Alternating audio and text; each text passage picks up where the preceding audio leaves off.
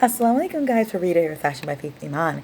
Today we're going to be continuing our wonderful series about self-care, self-love, and talking about things that we can do to be conducive to growing ourselves and developing ourselves with the focus primarily on self-confidence. So let's get started.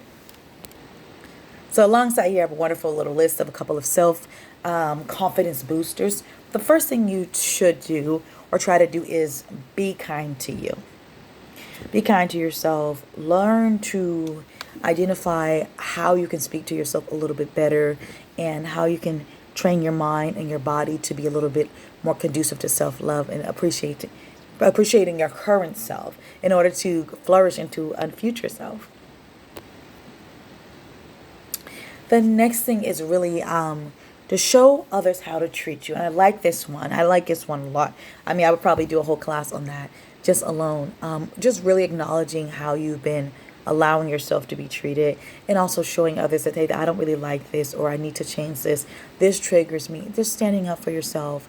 Identifying how to stand up for yourself is a long process and seeing what works for you. But that's very conducive to boosting your confidence. Alongside with healthy boundaries, let's talk about trying something new. I talked about this in one of our last videos. Just when you try something new, even if it's something as simple as setting a boundary, saying no to something, setting a boundary within a workspace maybe or a relationship, something that we had to practice a lot with COVID, being in close quarters with friends and family, right? Just understanding that when you try something new, it may be uncomfortable, but you are going to boost yourself in confidence because it's going to cause you to use different parts of your mind and your body and develop yourself in a different area that you may not be comfortable in. It's sometimes so important to just try something a little bit different and get a different result, okay? So you might be aiming for another result and not get it because you haven't opened yourself up to trying something new. And I like this one. It's very conscious. Accepting your own limitations at the moment, okay? And we want to believe that everything is open to us. And I love that belief system. Of course, as a life coach, I think that it's amazing to have big goals, big dreams, right? But being realistic about your limitations at the moment can really help you set your confidence and set your confidence level to the max, because then you don't overexert yourself towards things that may not be for you at that moment. You understand? So setting limitations and accepting those limitations. Maybe you can't go out every Friday night because you're trying to start a business. You have 4 kids. You have a husband you just had, a baby. Maybe you just finished investing some money, so you can't necessarily spend money with leisure because you've invested money on your dreams and goals, right? So you have to look at that and set up conscious limitations to what you want to do with your life. Don't should yourself. I should do that. I should do this. Make a clear commitment, because remember, words are affirmations and words are so powerful. And your confidence structure in your mind is recording what it is that you think is important in your life, right? So should leaves your mindset very confused, very unconscious. I should make a decision and stick to it. Build your confidence. Gain different perspectives. I love this one because it's very important to gain different perspectives about things that are going on in your life. But gain perspective. Be realistic. Same with like setting the limitations. Be realistic about what is actually happening. Don't set emotional states to it.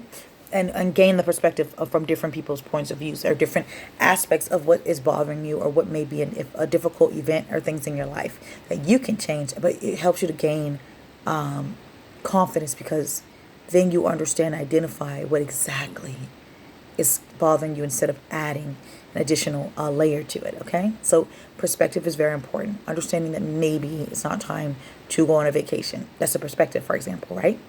Okay, and owning that, and that will grow, hopefully, your confidence. We have multiple exercises with our coaching and even within our image and our cuisine kits that talk about assessing yourself in assessments. You guys will see very often. You can do your free assessments and different things within our weekly app that we have for you guys in the academy. But this one is so amazing. It's listing your strengths, and I love that, because identifying what you're good at and what you're strong in really helps to hone in on your confidence and things that you can focus on that you're doing very well, okay? So you don't always have to add a new thing to your life or new things to yourself.